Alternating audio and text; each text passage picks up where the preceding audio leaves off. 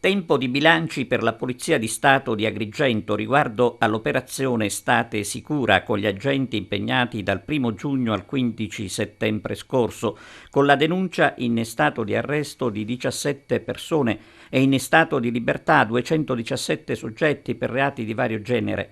Nel capoluogo e a San Leone, nonché nei comuni di Sciacca, Porto Empedocle, Licata, Palma di Montechiaro e Canicattì, gli equipaggi delle volanti e dei commissariati hanno assicurato 2.614 turni di servizio, identificando 26.146 persone e controllati 9.841 veicoli. Sono state elevate 653 contravvenzioni per violazione al codice della strada, effettuati 6.478 controlli a persone sottoposte a misure restrittive e sono state effettuate verifiche presso 43 esercizi pubblici.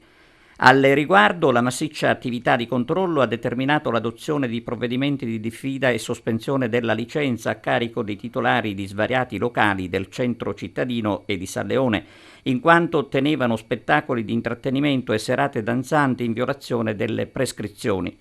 Significativa l'attività della squadra mobile sul fronte del contrasto all'immigrazione clandestina, con l'arresto di scafisti e immigrati che, benché espulsi dal territorio nazionale, vi facevano rientro illegalmente.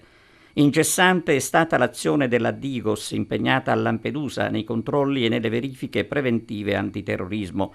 Particolarmente incisiva l'azione condotta dalla squadra mobile anche sul fronte della prevenzione e contrasto al fenomeno della detenzione a fini di spaccio di sostanze stupefacenti.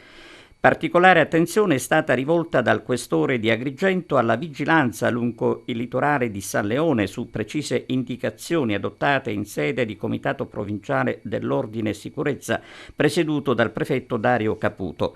I servizi hanno consentito di frenare il fenomeno dell'abusivismo commerciale e della vendita di prodotti contraffatti e dei parcheggiatori abusivi. Inoltre, con l'ausilio degli equipaggi della Polizia Stradale, sono stati effettuati controlli in prossimità dei locali notturni. Con il concorso delle unità navali della Guardia Costiera e della Guardia di Finanza, sempre impegnate nel contrasto al fenomeno dell'immigrazione clandestina nella costa e nelle isole Pelagie, sono stati effettuati mirati controlli e servizi di vigilanza portuale. Particolare attenzione è stata rivolta alle stazioni ferroviarie presidiate e controllate dal personale della Polizia Ferroviaria.